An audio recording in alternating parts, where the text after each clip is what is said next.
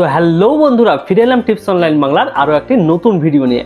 তো বন্ধুরা, আজকের এই ভিডিওটিতে আমি তোমাদের দেখাবো পেটিএম এর নতুন অ্যাকাউন্ট কিভাবে বানাতে হয়। হ্যাঁ, পেটিএম এর নতুন অ্যাকাউন্ট বানানোর জন্য তোমাদেরকে কি করতে হবে, এই ভিডিওটা লাস্ট পর্যন্ত দেখতে হবে, তবে তোমরা খুব সহজে পেটিএম এর নতুন অ্যাকাউন্ট বানাতে পারবে। তো চলো ভিডিওটা শুরু করা যাক কোনো রকমের দেরি না করেই।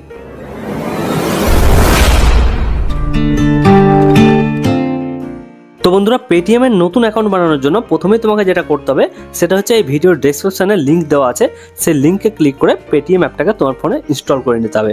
আর ইনস্টল কমপ্লিট হয়ে যাওয়ার পরে তুমি যখন অ্যাপটাকে প্রথমবার ওপেন করবে তোমার সামনে ঠিক এইরকম ইন্টারফেস চলে আসবে। এইবার তোমাকে প্রথমেই এখানে তোমার ফোন নাম্বার এন্টার করতে হবে। আর ফোন নাম্বারটা লিখে দেওয়ার পরে যেমনই তুমি এই গেট ওটিপি লেখা অপশনটার উপরে ক্লিক করবে, এখানে তোমার থেকে কয়েকটা পারমিশন চাওয়া হবে। তো তুমি এখানে সব পারমিশনগুলোকে অ্যালাউ করে দেবে।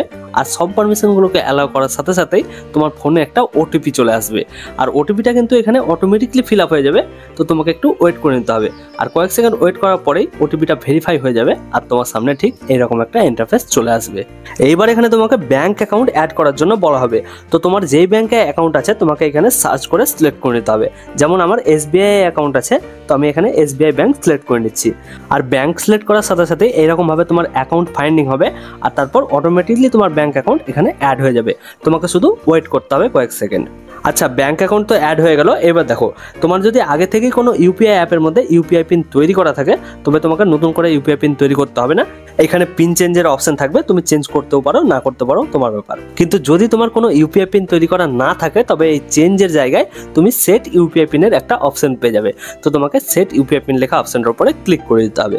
আর ক্লিক করার পরেই দেখো এখানে তোমার সামনে দুটো অপশন চলে আসবে।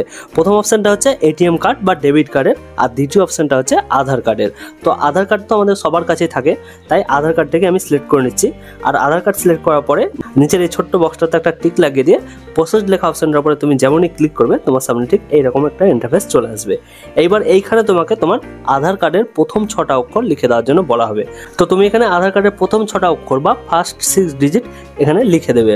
আর ঠিকঠাকভাবে লেখার পরে নিচের এই প্রসেস লেখা অপশনটার উপরে তুমি যেমনই ক্লিক করবে তোমার ফোনে একসাথে দুটো ওটিপি আসবে আর তার সাথে সাথে তোমার সামনে ঠিক এইরকম একটা ইন্টারফেস চলে আসবে।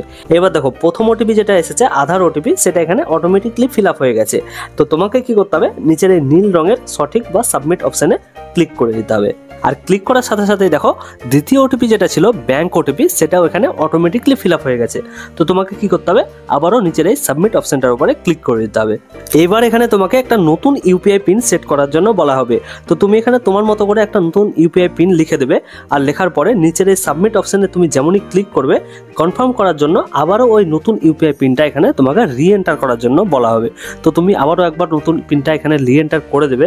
আর করার পরে সাবমিট অপশনে যেমনই তুমি ক্লিক করবে তোমার ইউপিআই পিন সাকসেসফুলি তৈরি হয়ে যাবে। আর তার সাথে সাথে তোমার পেটিএম অ্যাকাউন্টও একেবারে তৈরি হয়ে যাবে যে কোনো ট্রানজাকশন করার জন্য। তো বন্ধুরা, এটাই হচ্ছে নতুন পেটিএম অ্যাকাউন্ট বানানোর সঠিক এবং সবথেকে সহজ পদ্ধতি। তো আশা করছি ভিডিওটা তোমাদের ভালো লাগবে। ভিডিওটা ভালো লাগলে ভিডিওটা একটা লাইক করে চ্যানেলটাকে অবশ্যই সাবস্ক্রাইব করে রাখো ভবিষ্যতে এই ধরনের ইনফরমেটিভ ভিডিও পাওয়ার জন্য। তো আজকে ভিডিওতে এটুকুই, দেখা হচ্ছে পরবর্তী কোনো নতুন ভিডিওতে। ততক্ষণের জন্য টাটা, বাই বাই, জয় হিন্দ, জয় ভারত।